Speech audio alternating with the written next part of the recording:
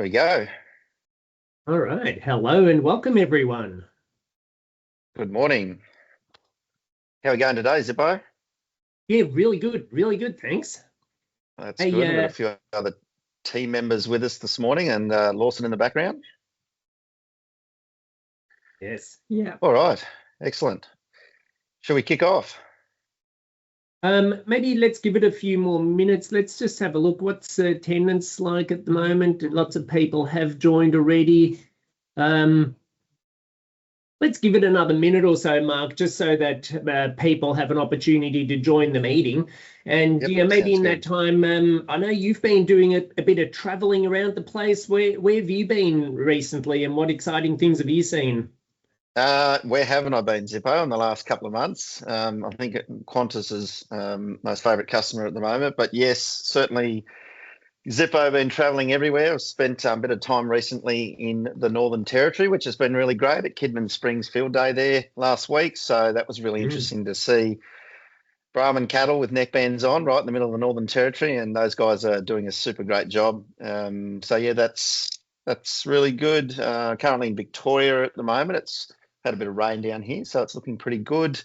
Yep, heading out on farm the next couple of days. We've got some trial work happening in Victoria, which is really exciting. Lots of new customers coming on in Vic. I know Tom's been busy in the west there. He's currently at Darwin Field Days, so yeah, I've recently spent a bit of time with him doing a bit of a roadshow. Actually, we visited Lawson's place and caught up with Lawson and had a few neighbouring properties and people come around. So that was really good. They're having a really good season over there at the moment, and yeah, again, lots of new customers. And then, of course, in Queensland and New South Wales, things are starting to warm up a little bit now. I guess we've had a bit of rain recently, which is good the last few days. So a bit of spring growth happening. So yeah, it's yeah, there's plenty happening all around. It's all looking really positive.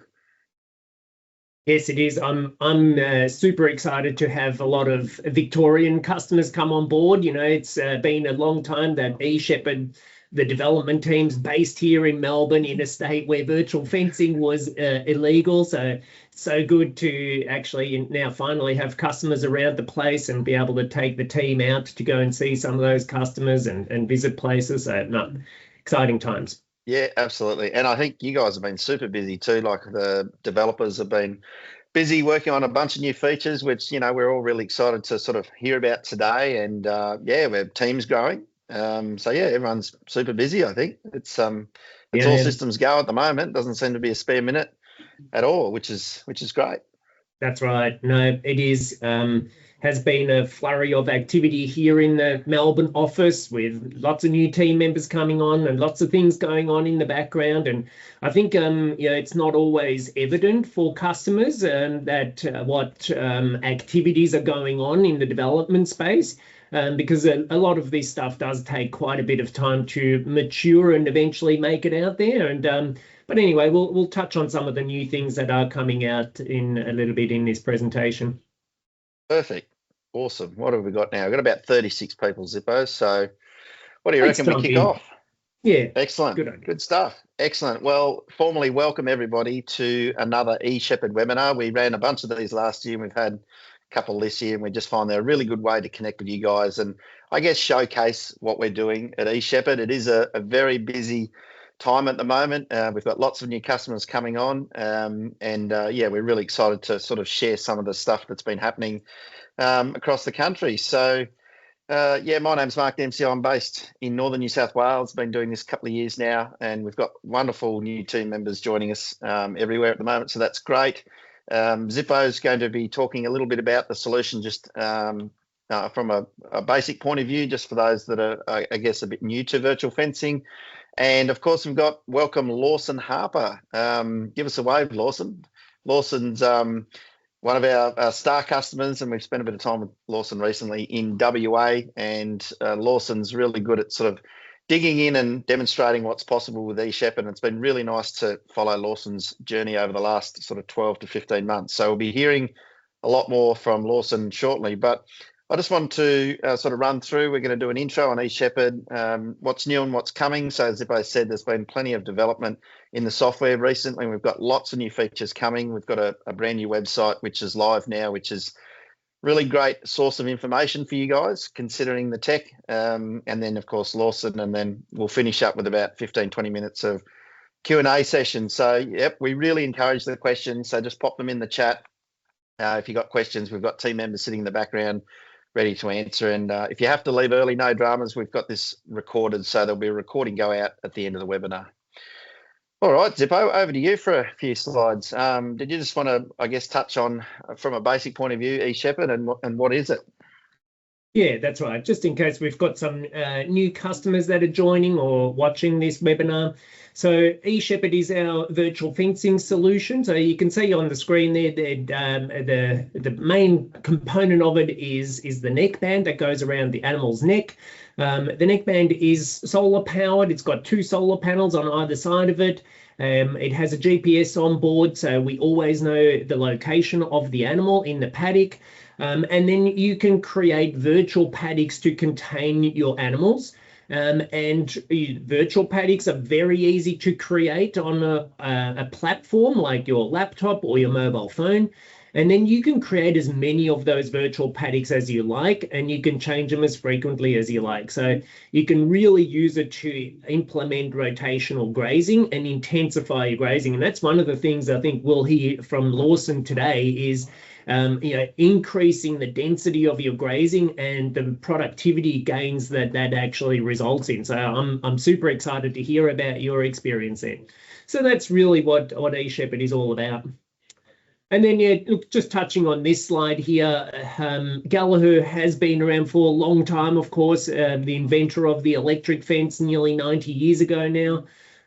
We changed the way that animals were being managed back then, and we continue to do that, right? So we have a big vision for bringing together a completely connected ecosystem of devices that can really help you drive your decision making on a day-to-day basis, right? And ideally, we want to take it as far as we can where you don't have to sit down and make really complex decisions. The platform can make those recommendations for you and possibly even implement them. So we have big dreams and there's a lot of work to do, but it's a very exciting space to be in. You know, this is really the next revolution in agriculture and animal management.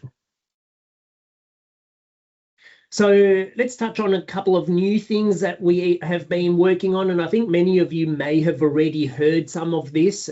Neckband mesh, or NB mesh, is a new feature that we've been working on in the background. This will allow neckbands to communicate between each other out in the paddock.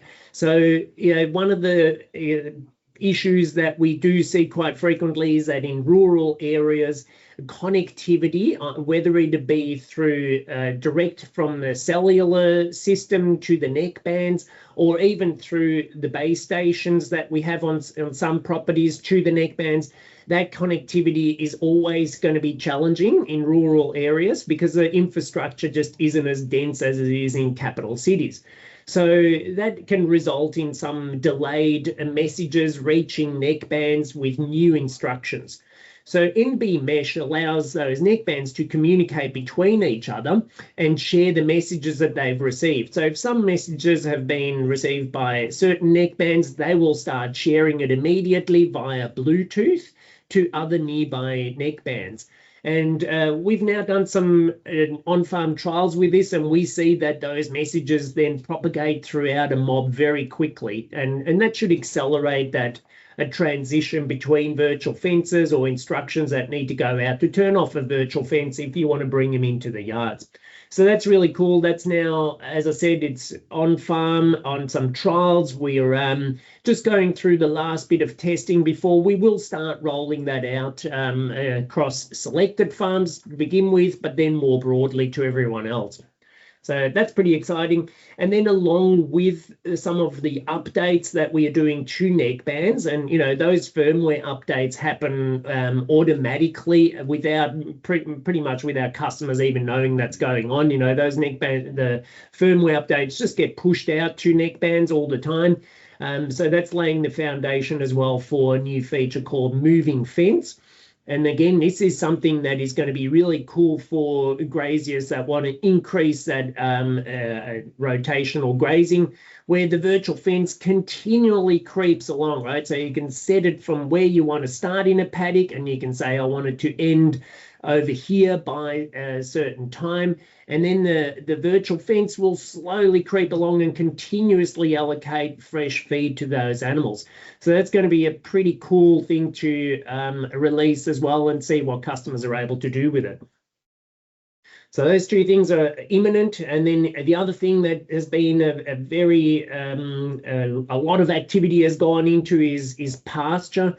So we are combining satellite imagery of your pasture density on your property with some ground truth measurements. So there's a device out in the paddock that can measure how much pasture is actually there in the paddock, and it correlates that to satellite imagery, live satellite imagery, and gives you an idea exactly where your grass is and how much grass you've got available. And that can again then help you to make better decisions on how quickly you should be moving your animals into that fresh pasture to consume exactly the right amount and move them on to leave some residuals behind as well. So that's pretty exciting. I've seen some of the development that's going on here in the office, and it looks really good. So we've put out an expression of interest there for customers that want to participate in those early trials. So we should see some of that develop over the next coming months as well. And then finally, there's some new top straps that have been developed. So we've got one of them shown in the picture here. So this is a bull top strap. You can see it's a much wider top strap at the top of the bull's neck, but importantly, it's also quite a lot longer.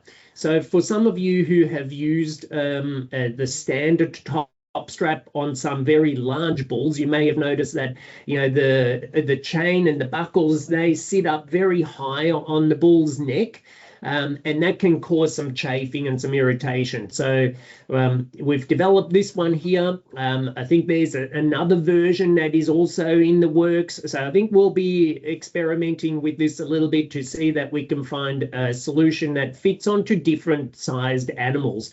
So the bull top strap is becoming available soon. So if you do have some large bulls that you've got neck bands on, reach out to the support team, send an email through to eShepherd.support@gallagher.com, and the team can help you out with trying those out.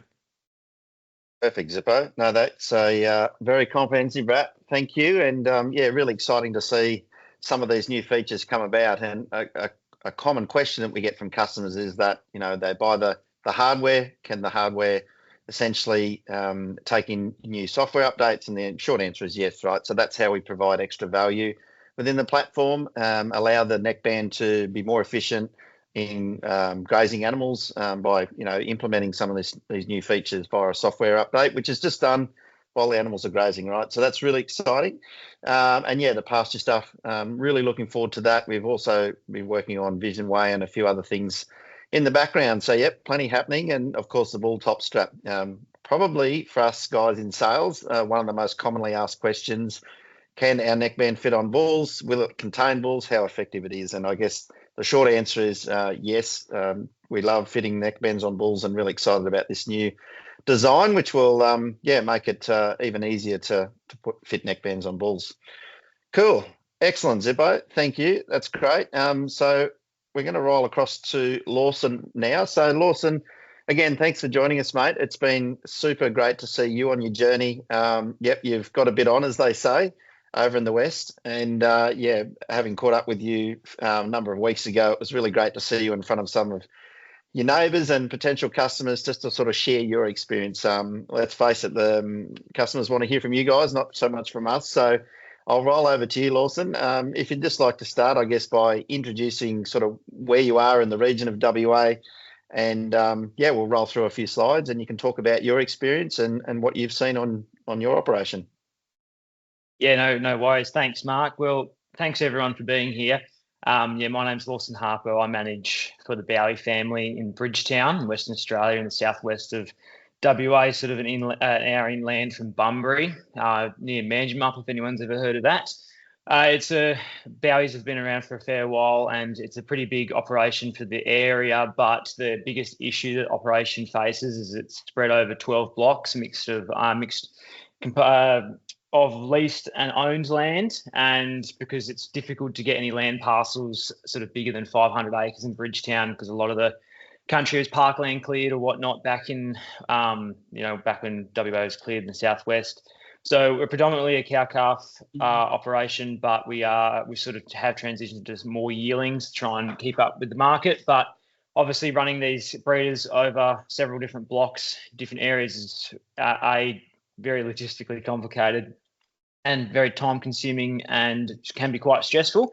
And I come from a background of holistic management, planned grazing, and like RCS, so like grazing for profit and whatnot, which is what my father did before I worked here. And I obviously were trying to get better grazing management, and it's very difficult to shift cattle every day when it's sort of 120 kilometres from the north property to the southern property. So it's basically like running a station, but without all the land in between, because I used to be a head stockman in the Pilbara, and it's the same distance between blocks as it was the station's width, but we don't own any of the land in between. So you can rack up a lot of kilometres in a ute and a lot of time and a hell of a lot of labour trying to manage intensively, especially in Bridgetown, where traditionally paddocks are smaller and it is more of an intensive operation. So I guess let's run through the stats there, Lawson. I mean, you know, 1,200 head on farm, 750 breeders, 450 yearlings, 2,000 hectares or 5,000 acres over all those blocks. Labour, so you've got yourself and 1.5 labour units on farm. Is that right? Yeah. So I've got a young lady who works for us who's a mother at the local school, so she works school hours, so she can pick up and drop off.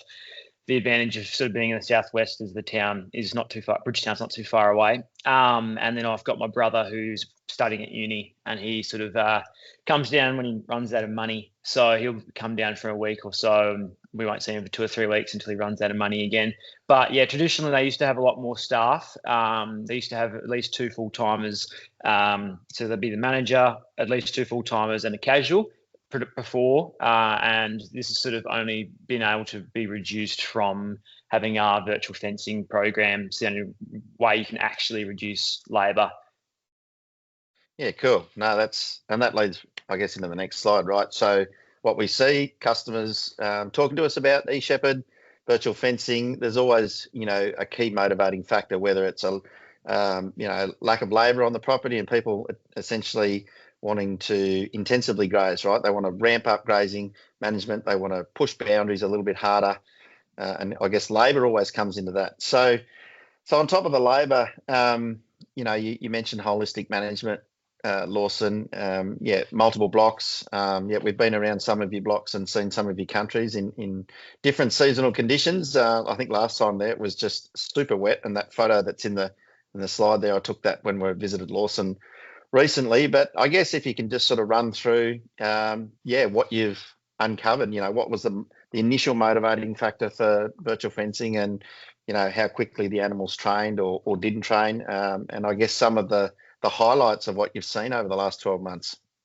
Yeah, no, 100%. So like initially to get into virtual fencing, it wasn't actually initially my idea. It was the owner, James Bowie's idea. He had been to Beef Week and met Mark, and he was pushing to get involved, and this was sort of earlier on at my time here, and we were still very much recovering from a bad season. Everything was chaos, and I had my blinkers on and wasn't able to sort of like be open to the new idea of trying a new product. And I sort of at that time thought it was a fad still, virtual fencing. I thought it just wasn't practical.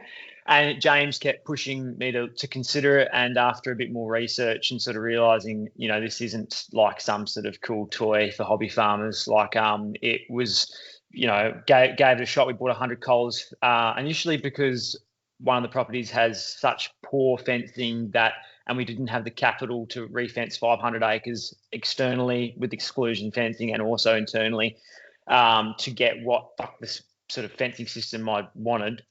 So that was initially actually the reason why we considered it, because I thought maybe it's going to be good enough just for that.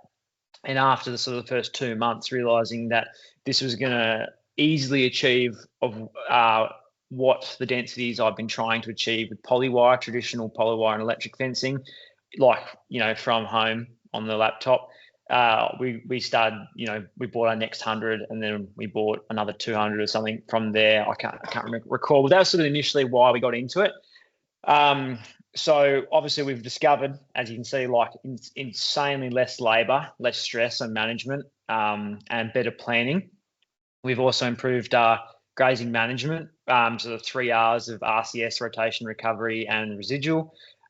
So we can go a little bit more into it, but essentially we're achieving some really high densities, 200 cows and calves in 0.6 per hectare for 3 hours and 3 hour rotations during the middle of the day. We obviously open it up during the night so everyone can mother up and, prepare for the night, have a good nap. We're also we're getting a lot much better animal health with our, because of that we've removed preferential grazing. They're getting a much more diverse diet, eating different species of plants, legumes, and then also all our other species and varieties we have. But also the biggest probably cost has been diesel fertilizer as well. Like, we've significantly reduced our fertilizer by like 62% or something, the total cost, and diesel as well. Like, we've still managed to reduce our total cost of diesel, considering that the fuel price has jumped basically $1 per litre. So that's pretty remarkable to keep that low. But Yep. yeah. It's I guess from what I'm hearing, Lawson, and we see this constantly, right? We have people come to us looking for maybe one or two benefits they're looking to achieve from virtual fencing, and I call those core benefits, right? So intensive rotational grazing, labour saving, better grazing management, worm control. But what we see time and time again when customers come on, like Lawson, in the first 2 or 3 months, they start to sort of, I guess, broaden their scope around what's possible, right? And look for some of those additional residual benefits. And I guess for you, Lawson, and I know you've highlighted this before, it's just knowing where animals are, right? Just something as simple as that, having location of your animals, knowing that they're in the right paddock. And that sort of leans into as well, having, alerts if animals are escaping, or more importantly, if an animal's down. I think today, Lawson, really excited to sort of share, or for you to share, in terms of your operation. A trading operation with virtual fencing is really straightforward, right? We're, intensively grazing. We're trying to put as many kilos of beef on, per day, per week, per month, very efficiently, utilise our grass a lot more effectively, look after the country, adopt some of those rotational grazing and RCS principles that you talked about. But, I quite often get questions around cow-calf operations, and particularly with calves at foot. So we don't put a neckband on anything less than 200 kilos. That's not a legislative requirement. That's a recommendation from us because of the size of the animal. How initially did you have concerns about calves walking off, particularly young calves, and the cows not being able to contain? How did you manage that early stage of that calf on mum, compared to, say, what you'd been doing in the past? Yeah, so that was 100% was my concern, because obviously with polywire you learn pretty quick. Polywire and young calves can be a bit of a danger zone. All of a sudden have that one cow bust the polywire to get that one calf, and then all of a sudden your whole mob's it's chaos, as many of us would have experienced. So that was one thing I was initially quite concerned about. And then collar maintenance, if I had to refit collars and stuff, how is that going to go with calves and whatnot? And were calves just going to wander off because mum wasn't sort of in the vicinity? But it's totally been my discovery that hasn't mattered. We'll see when we get to look at some of the virtual fencing on our program at the moment, that during calving, I do open up the VPs a lot more, and I try and plan for that during that 60-day window when we're calving down. But other than it being a bit more of a consideration, just to remember, it's made absolutely no difference for having calves at foot. If anything, it's actually improved because mum's holding better condition, and because she's not wandering aimlessly looking for that preferred piece of grass, and she's able to. I mean, those cows in that top left corner, a condition score 4.5, and they've, in that photo, they were about a week out from calving, and they've had no hay, no silage, no drench, no sort of helping factors. So it's been, if anything, it's actually really improved. Also mothering up mums are keeping their calves at their side initially when they're young, and that has led to many benefits as well. But I don't know if the photo's in here or not, Louise would know, but one of the biggest benefits we've seen, and it was definitely visible last year because we had 2 spring mobs last year, that one had collars, one didn't. The calf condition was much better because calves were able to creep feed. So often you'll pull up in the morning and all the cows will be contained within the VP, and there will be all the calves, and when I say all of them in their own separate mob, grazing by themselves on the better feed. So yeah, at the moment, we're actually in the middle of a proper winter storm at the minute. So we've had 30 mil overnight. So I have opened up the VP to allow those cows access to the pine section in the middle of the VP there, because I don't really feel like having them. If they want to go undercover for the storm, that's fair enough. I would argue. And during big rain events, I don't restrict the mob to shifting. I don't make the mob shift as much. I sort of do away with the 3-hour intervals during big storms. Just don't want to create issues if we have comm issues or whatnot. So that's just why that particular at the moment that VP is a bit bigger. But you can see the previous VP to the left where they are operating in 0.6 hectare intervals. Does that sort of cover it, Mark? Was there any other bits in there I've left out?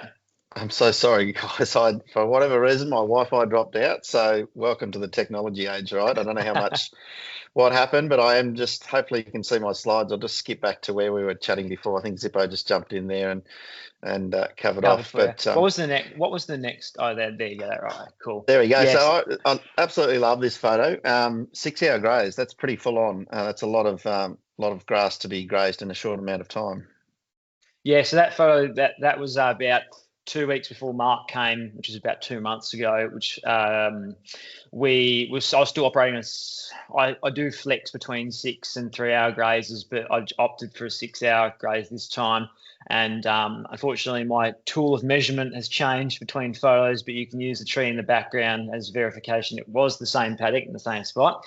But yeah, that's obviously a fair amount of biomass there that has been removed in a very short period of time, and hopefully you can sort of gather from the photo the evenness of the graze. There's no selective grazing in there's barley grass, wild oats, ryegrass, clover. There's some WA sandplain lupins.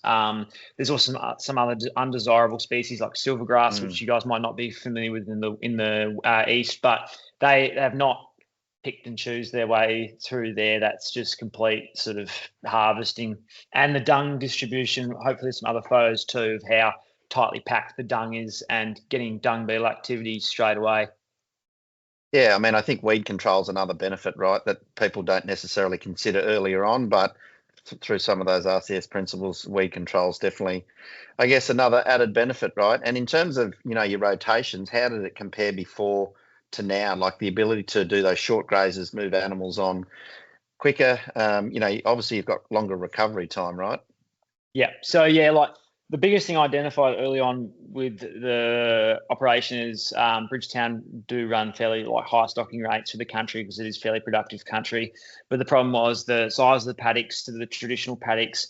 Like you're going to get back to paddock 1 on a normal rotation, within, 20 days, 30 days tops, and even splitting the paddocks up as much as I could with polywire, I couldn't get any more than 60 days recovery. And holistic management / RCS, you obviously want long rest periods because it breaks up worm cycle, longer recovery for more growth, etc., etc. We can go into that later, but the eShepherd was the only way we could actually split up our paddocks enough to get the recovery that we needed, especially in our winter months, because we sort of get a green drought here in winter where nothing grows. So, if you're coming back within 120 days, there's not much benefit because it's too soon. So yeah, obviously with the collars, we've also put some mobs together to create mega mobs, and we're able to run them as instead of just 2 farms of 2 separate mobs, we put them together and walk them up the road even with the eShepherd, which has worked really well. So we're able to get to 130, 140 days of recovery, which we've drastically decreased fertilizer, as mentioned, labour, fencing, etc., etc. But this is the Springfield mob here. These cows I think the first one had already calved in this photo. I think the calf was sitting behind me, and they're obviously in fantastic condition. They only had calves. This would have been taken in July, this photo, and they had only had 400 kilo weaners taken off them in March. So they haven't had a huge amount of time to recover from having a weaner on them, but I think I should have left the weaner on longer because obesity is a bit of an issue in this mob. And you see, especially that ass on that one in the right-hand photo, you could eat your dinner off them. They're just in such good nick, no drench, no multi-mins, no expensive, there's no secret sauce that I've fed them or whatever. It's just grass. That's right, and it's utilisation, right? I mean, we're growing the same amount of grass, and we've seen that in different breeding operations. I was in Tasmania recently, same thing, because, we've got more grass to play with. I mean, the season has to lean into it as well, but that's a really great thing about the cow-calf operation we see is where we can really control the condition, and if, the cows are doing extremely well, we can probably pull them back a little bit in terms 100%. of, what we allocate them, and really be nimble and can control that rotational grazing, the timing. In terms of mob sizes, have you changed your mob sizes? I think you mentioned before multiple mobs on the same property, because we can do that, right? We can put multiple mobs in the same 100%. Physical paddock and have the same watering point, but essentially have them in different sections, or, because some people, in terms of, particularly when they're mating, depending on how many bulls and whatnot, and when we've got all that flexibility, right? 100%. Yeah, I reckon we're obviously not a stud. We're just a commercial cow-calf. But I reckon if you're a stud, you'd be able to do a lot with this, because here at Springfield, I had a funny mob of heifers left over that I didn't really have anywhere to go. So about 15, 16 heifers, which is a very tiny mob for us. And I just wanted to park them at Springfield while they calved, and I did have a destination for them in mind to join another mob later on, but they need to finish calving. So I fitted collars to them and trained them, which I mentioned before, but I found that in training, they are trained within sort of 2 weeks. And then after a month, most of them are very aware of what's going on and not testing VP boundaries anymore. And then, basically after a month, you've got a fully trained, educated cow. But yeah, we ran separate mobs in the same paddock before and quite close to each other. So VP boundaries within 100 meters of each other at times. I've got screenshots of that from the app. And had no testing issues, no one trying to jump ship and, go to the other party or whatever, which was something I really wanted to try, because that was, imagine being able to run, different mobs in the same paddock if you're a stud or whatever you need to do. And it works super, super well. We've done it a few times since. Yeah, and we've got, I've had recent discussions with customers around bulls as well, right? I mean, if bulls are fighting because they're bored or they're in the off season, whether we can, which we know we can separate bulls into maybe mobs of 2 and 3 and 4, rather than having, running 6 or 8, 10 bulls in the same mob. So, and they do come up as a little square on the platform, so we can actually identify the bulls very easily. So, no, that's interesting. The bulls has worked well. Yep. And in terms of when you're moving animals, you were saying, and we haven't chatted about this too much before, but in terms of you setting up laneways when you're moving animals internally in the farm to the yards, are you using this when you're mustering to set up a funnel, or does it depend on the farm really? Well, one thing I didn't answer to is mob size. We're running between 100 to 200 per mob size as well. But for the way we're shifting, most of the time, when we look back at some of the screen grabs of our place, I usually overlap VPs slightly so no one gets left behind. So I sort of, do shift from VP to VP, no worries. But when it comes to mustering and whatnot, with anyone who's sort of familiar with RCS, will know that the beauty of grazing charts and knowing where your cattle are going to be is you can write in your dates, so when you want to do calf marking and whatnot, and work to that date and make sure that the mob is going to be in the VP next to the yards on the day you're calf marking. So that's been something that's been even easier to do, because I can just leave gates open. That's the worst part about virtual fencing, leaving your gates open. Well, it's the best part as well. But so a lot of the time, it really depends on the farm. Initially, I just not turned VPs off, but just set it to basically physical paddock boundaries when I was mustering. Mm-hmm. But when I've had to refit some collars, because I erred on the side of caution of having collars too loose, obviously I thought it's fit better off for them to fall off than other issues. But I've brought in a whole mob by myself on a two-wheeler in one of our really steep farms, which has really average laneways, by using the VP on the physical laneway, and then having several VPs scheduled. So each time they popped into the next VP, they couldn't go back on me, if that makes sense, within the laneway. And so usually that took about 3 bikes, or a ute and 2 bikes and a couple of dogs to get in this mob. And just it took me an hour to do it by myself to get them in the yards, but I was able to just bit by bit put them in the yards, hold them by the yards and refit collars, and then let them out together as a mob. It's also worked really well for calf marking, drawing a VP around sort of the general area of the yards. When cows go out, they can go out a little bit and graze, but they're sort of staying by the yard, not just booking it off, and then calves, not finding mum and whatnot. So that's been a really big benefit for us. I think you'd be pretty excited about Bluetooth mesh, wouldn't you? If you're transitioning them from one cell to the other, to be able to speed that process up to, instead of 20 or 30 minutes, potentially, a lot less. So yeah, really excited for the meshing. I mean, we've got around it with scheduling more offline VPs, but it will make life significantly better for that. Yep. No, that's great. Awesome. That's some good context there. And what are we looking at here? So this is 96 cows, 1.39 hectares in 2 shifts. So they're getting 0.6 for the day. Can you just explain what's going on here, Lawson? Yeah, so this is Springfield again. So they have been calving. So that's why I've only doing 2. As the sort of get towards the end of the 60 days, I'll ramp back up to a high density grazers. But what this photo, this is only from last week. This photo, my brother took it because I was away on my honeymoon, and still scheduling shifts while on honeymoon, which is pretty good. And no, you weren't, were you? Come on, that's dedication, mate. Oh, I love it. Just trying to just sort of like show the dung distribution here. I think it's a good photo for it. So yeah, they had a total access of 1.39 hectares for the total day. So that's 6 a.m. to 6 p.m. Well, I probably opened it up a little bit more during the night, but they're not sort of peak grazing. So they got 0.6 hectare each for those 2 shifts, 6 till 12, 12 to 6.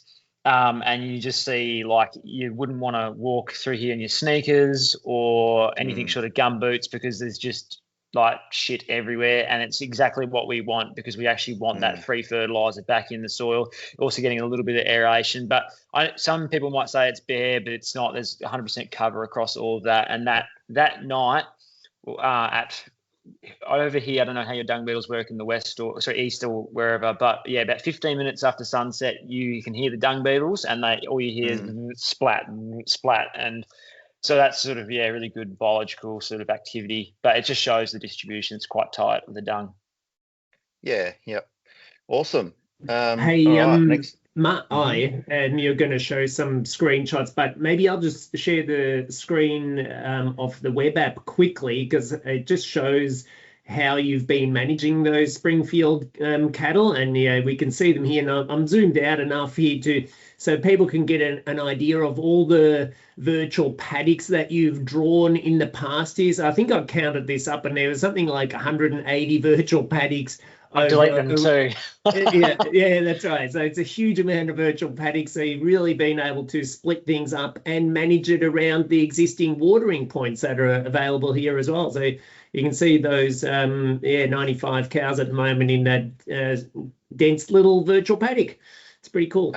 Actually, that's a really good point you bring up there, Zippo. Lawson, a lot of people ask, if it's a greenfield site, how should I set my water up? If I'm buying a block of dirt, or I've got, even a lease block. How do you manage your water? Do you, we can see the design of the paddocks there.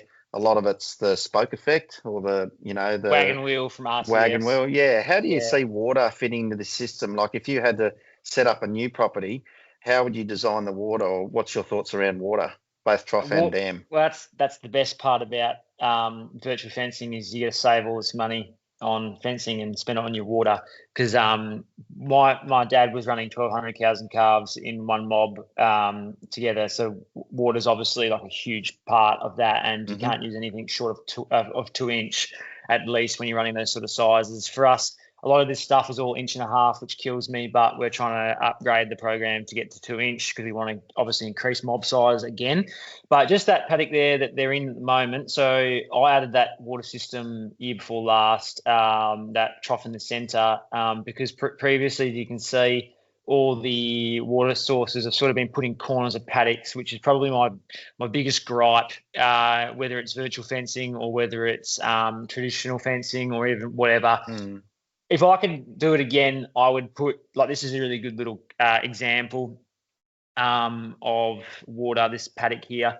I'd probably put, if I could do it again, I'd put either 2. So where that one is in the centre, I'd move that a couple of 100 metres to the left, and then I'd put another one a couple 100 metres to the right, just to try to take pressure off that centre. Because, I mean, one of the things, the beauty about winter is they don't need access to water, every hour of the day. So you can see at the moment they came off water at 6 this morning or whatever, 6:30, I think I scheduled it.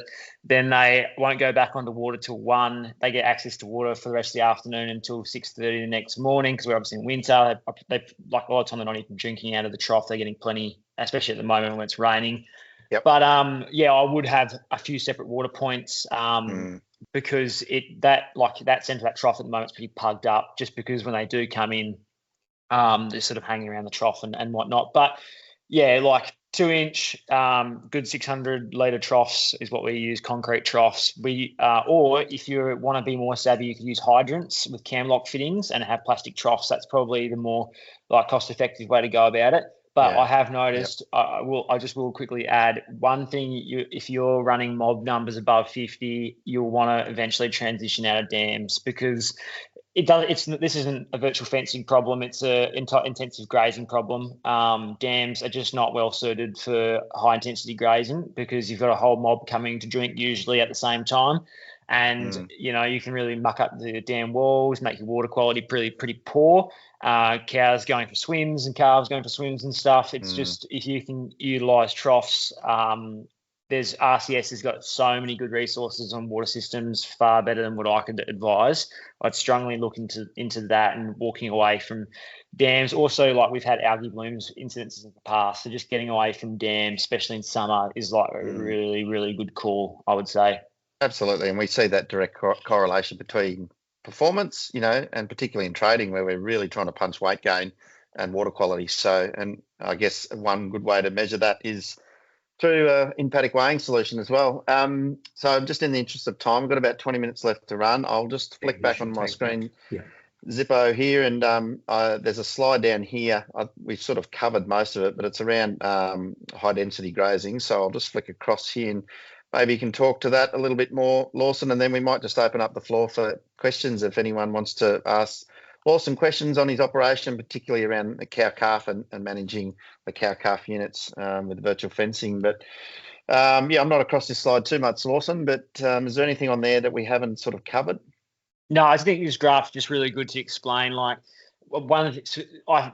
briefly speaking, when I got sort of really comfortable with eShepherd, I was just doing like 2 hectare cells, letting them shift once a day, whatever, and I'm getting really comfortable. And that's when Dad picked me up on it, and he's like, mate, you're not actually doing the densities that you can achieve, and you've got the tool to have whatever intensity grazing you want, and you're being lazy. So he pulled me up on that, and he was dead right, because there's so, like, when I get a bit funny about the word rotational grazing, I think it's actually a bit dangerous, because you're coming back too soon, not getting your densities high enough. I just think this graph does a good job of explaining, like, the difference in density you can achieve with collars. So, we're only utilising like short periods of time. So those cows know when that VP opens, they've got grazing competition. They've got the other cows, and I've watched cows compete for blades of grass, and in a good way. It's not a stress, it's like a competition. Think about it, if you rock up at a Bain Marie and you're just with your wife or whatever, and you just sort of mosey about, grab what you like, whatever, versus when the footy team rocks up on the bus and you see them coming, you start loading up with whatever the hell you can grab, even if it's not your favourite, because you just know that if you don't get in quick, you're going to miss out. So we're obviously getting higher intake, which is leading to better weight gains and whatnot. But yeah, like, that just sort of shows the different levels, and that's sort of the next level you can achieve with virtual fencing. I guess one thing I'm really curious to ask you, and I've seen it recently in Tasmania and Southern Australia, is this mulch mat. We've got really good grass, we've got really good soil, but we've got wet conditions, which we saw, of course, when we were over at your place a couple of months ago. And it obviously doesn't apply to every region, but yeah, having a lot of animals in a small area can create that compaction, that pugging of the soil. What's your view on that? Is there a certain time frame where you move animals on, more quicker in, when in the wet conditions compared to the dry as well, or is it really just based on the grass available? It's all about your country. Like, we do have country where, like, you couldn't pug it if you tried because it's on the side of a mountain. But then you've got flat country, which you obviously saw, and that's the beauty about virtual fencing, is we can keep cattle off the really wet country. I know in particular at Springfield along the highway there, it's a dinghy in winter to get around. So we can still graze those paddocks and leave the wet country alone, which you can't do obviously unless you polywire it off traditionally. But yeah, the mulch mat, like, we often, because during the closed grazing period in summer, we're actually putting dry feed down on the deck, and then when it and create that mat. And when we get a heavy rainfall event like we did this year, we had 60 mils our opening rain. All of a sudden, that infiltration can happen through that mulch mat like you would in your veggie patch, rather than just having bare country. The germination comes up through that mulch mat. There's still dry feed for cattle to graze in the opening, grazing period, so you don't have to feed as much hay. We get better germination, better survival, less insect issues because there's that mulch, just like your veggie patch. And then in winter, we still get that mat, which, like, it's hard to describe without actually seeing it, but still, because there's a mat to help A, absorb water, or B, just provide a barrier, we don't get the pugging as bad. But even with a bit of pugging sometimes, especially in our perennial paddocks, you've actually noticed, this is, I think, a recent observation, it's actually almost been a benefit to have some pugging, because in wet country, the perennials have survived on top of the little ridges, and stuff that's underwater has gone underwater and not growing. So when we get a dry spring flush comes through, we'll still get growth. Obviously, it's not so much fun to ride across in a ute or a motorbike, but nature's not perfect. We can't have like perfect flat golf courses for our farms. Yep, no, fair enough. And just the last slide here. What have we got? The rest period. So we talked about that before, right? With 120 days. That's optimal, right? For winter, for recovery periods. Yep. Yeah, because you can really, with the eShepherd program, you can really tailor this quite well. And even if there's a section of the paddock that you reckon you took too much from last time, and instead of needing 120 days, it probably needs 140 days, you can skip that bit. It gives you that flexibility and adaptability. But I think, like, if people who've done RCS or whatnot, or have been exposed to it, would probably understand this graph. But it sort of highlights WA season, because we're predominantly an annual-based system, and it allows us to adapt to the year with the virtual fencing. Perfect. Excellent. No, that's great. There's a whole lot of passion there, Lawson. I love it, mate. It's good. And passion for bull top straps, right? So yeah, we need them. Really excited to get those on bulls and to see how they go. So guys, Zippo, and have we got some questions coming through the chat? I haven't been monitoring the chat, or have we got the ability for people to put their hand up or ask questions? Yeah, the Q&A or the chat is open, so feel free to write some questions there, and we are providing a few answers there, but there haven't been too many coming through this time. So I think, Lawson, you've done a great job at keeping everyone very intrigued at what's happening and wanting to step it up on their operation. Yes. So I guess looking forward, Lawson, what's the next 12 months for you? Like, obviously we don't have a collar on every animal, and for a lot of people that's just a pure cost thing, right? They scale the amount of neck bands they have on their farm relative to their cash flow and where they see the biggest benefit. Some people don't need it on every animal because they have different problems or different grazing outcomes. Like, what does the next 12 months for you guys look like? Yeah, no, we definitely want to, like, the Bowies are very big on getting a collar on pretty much every cow. Like, for us, with our infrastructure, like, I'm sure it would benefit our yearling operation, but cows and calves are sort of our focus, so we want to focus on them. Pardon me. So I reckon we'd probably do another mob next year. We're just going to try and keep building because we're getting our grazing better and we're growing more grass, we will increase the mob sizes that already exist. So we've sort of got that, predominantly want to focus on those farms. And as we go forward, I sort of decide a couple of farms need water infrastructure improvements first before we do this, because the dams are already average as they are. So the next 12 months will just be focusing, growing a bit more grass, getting grazing management better, more down packed, and getting a good system in place, and keep improving water infrastructure for the 400 collars already, with 400 cows with collars. And but we will start putting collars on all the bulls when they join, even if the cows don't have collars, just so we can contain the bulls a bit better. Issues with fighting neighbours' bulls, and then also splitting them off from the cows is sort of what we're, why we'll run them in mobs, even with cows that don't have collars.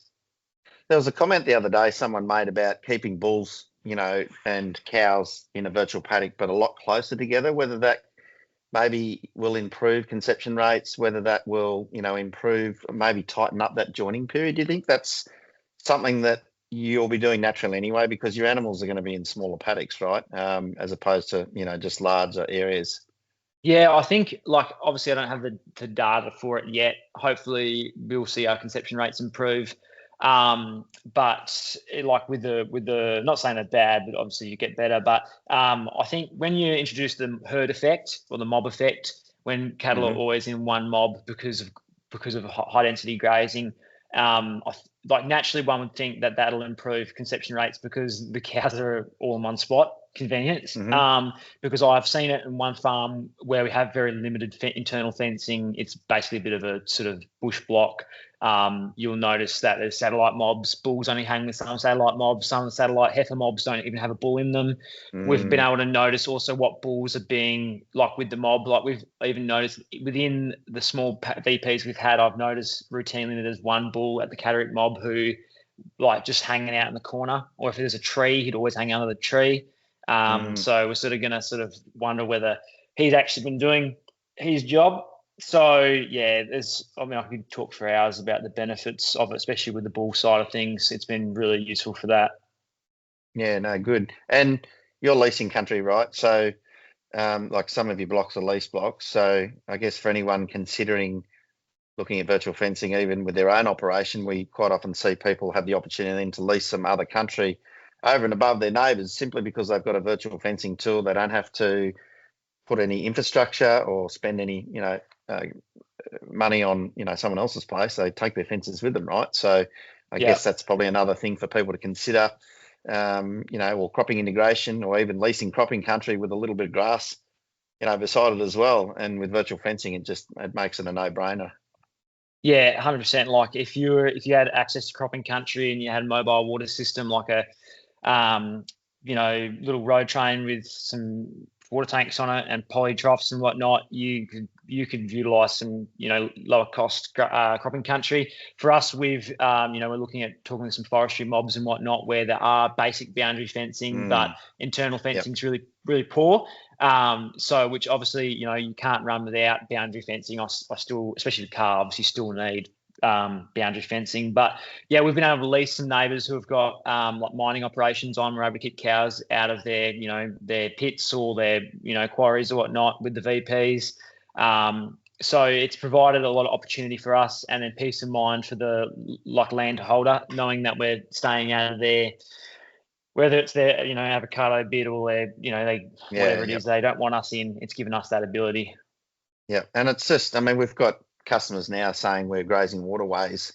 I can give you an example over in the east here. The guy's bought 500, but he's grazing waterways that haven't been touched since 1979, right, in farming country, because there's no fences. People aren't going to spend the money on fences, and it just gives people another option. So great, Mark, mate. I've just seen a question from Steve. Sorry, about containing cattle with VPs without water points. Just want to stress enough that, you got to obviously be really careful with that, because I'm predominantly not allowing access to water in order to graze far corners of the paddock that otherwise wouldn't get grazed because water point's either too far, or they're going to just pug up the paddock or make a mess by just travelling non-stop to water.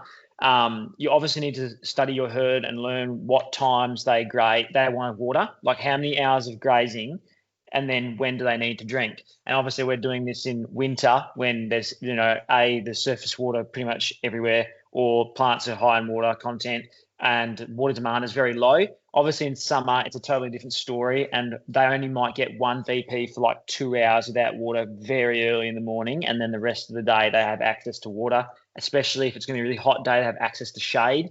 Like you can't just, go too cowboy about it. Like there's got to be a lot of consideration. So I just want to stress that enough. We're not, making cows thirsty or whatnot. And I think, for virtual fencing, a lot of it is in the pre-planning, right? So if we know we're going to move animals the next day, we're going to set up some of those rotations using some of the features like, the pre-planned schedule moves, or, activating a fence or deactivating a fence before we go out, just to allow those animals to turn off, is probably a consideration. Less so when we have Bluetooth mesh, but, for me, a lot of people actually can spend that time at night. I don't know when you sort of use the app the most. In the evening, yeah. In the evening, things are calm, you're at home, things are a little bit less hectic, and you've got time to jump on the web app, maybe on your laptop or, on the iPad. So you use, what proportion of the web app versus the app would you use? A bit of both? I pretty much use mostly the web app. I even use the web app on the mobile browser. I only really use the app if I'm like specifically looking for a downed cow, like with the notifications. And yeah, because that's what we did save a cow the other day that got stuck in a dam, and got the alert and was able to go out there and pull her out of the dam. Yeah, right. So that's perfect. And had a heifer go down earlier in the year for calving. Dystocia was able to get out there, like it was late in the evening, pull a calf. Like it was like at 8 o'clock or something. I would have been pretty much ready to go to bed, and I wouldn't have known she was having calving difficulties and probably would have lost that heifer. So that's been a big thing. No, that's awesome. That's 2.5 hours, just for anyone that's asking, the non-movement alert. So it's pretty quick. Oh no, we've got any more other questions? There was one about, Lawson, do you still use polywire for specific purposes, e.g. calf control, to assist with irregular used laneways, i.e. something visual for cattle?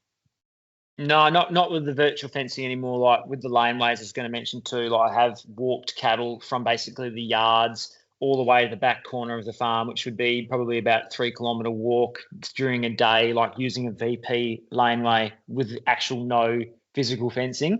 And as long as they're obviously not under pressure and they're walking under their own will, they will follow the corridor.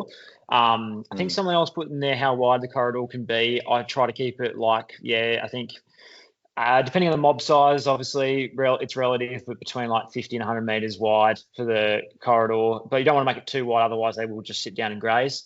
But yeah, I don't really use polywire. I use it in the training phase. Often I'll try and like have a physical paddock with VP on the actual barb or electric fence or whatever's existing, and then I'll leave one end open, and I will put polywire just after that as a visual. But I mean, I've trained a few mobs now without any training aids, and as long as you need to write down the lessons you learn, because you can easily forget them. But yeah, we sort of polywire reels are rusting in the back of the shed at the moment for the like VP mobs. Yeah. I guess last question, Lawson, we get asked this question all the time because everyone's at a different level of technology, right? Some people are super comfortable with it. Some people hear all this stuff and, there's obviously a lot going in your operation. I mean, how would you rate the system in terms of, the app and the ease of use? I mean, how long did it take you to, get used to the app? I mean, obviously it's packed full of features, right? But from that initial startup with virtual fencing, how easy how difficult do you find it to navigate the web app?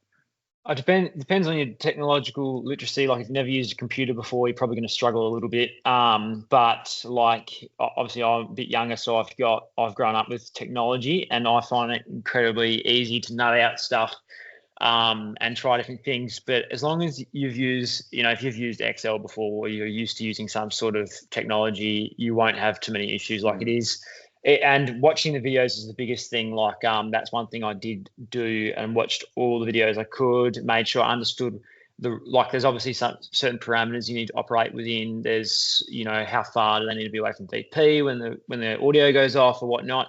If you educate yourself on all that, and then play around with the web app and take your time and baby steps, it's very straightforward.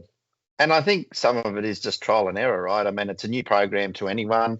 You're going to set things up, and I know, you've even said in the past you've done something or you've activated a fence, and then you've made there's been a little learning out of it, and these are just things we pick up as we go, right? So that's totally good. All right, excellent. Well, we like to stick to time, but Lawson, thank you, mate. Fantastic. We've all been really excited about having you on today. You've done a fantastic job. Hopefully, everybody that's joined has got some really good ideas and a bit of inspiration from Lawson and what's possible. And really, I think we're just touching the tip of the iceberg at the moment. I think there's plenty more to learn for us as a business to continue to develop the software. We've got a massive team that's building out to really make sure that we keep this thing connected and keep neckbands rolling off the production line. For anyone that's asking, that's curious about starting their journey with virtual fencing, we have plenty of stock. We've got Tom Charteris in Perth. We've got Meg Hillard in the east. We've got myself and Ben and Tony in New Zealand. We've got plenty of people to talk to. So if you're interested, you could also go on our new website, check it out. The guys have done a slicko job and have a cruise around there. There's plenty of testimonials. There's quotation tools. If you want to register your interest, that inquiry will come straight to our team, and you'll get a call back, and we can have a chat about your specific property and what you're looking to do. And just, we're here to help, guys, and we're really excited about what the next 6 or 12 months brings for us. So thank you to the team also, Zippo, Lou, Meg, all the rest of you, and great to see you. This will be available on YouTube at some stage. We'll send out the recorded session on email, so you'll have access to that as well. And also, please remember, we navigate yourself to our webinar library. We've got about probably 11 or maybe 12 in there now. So all our past webinars we did last year, from episode 4 onwards, a lot of those were customer-based, like having Lawson on talking about their experience. Really great source of information.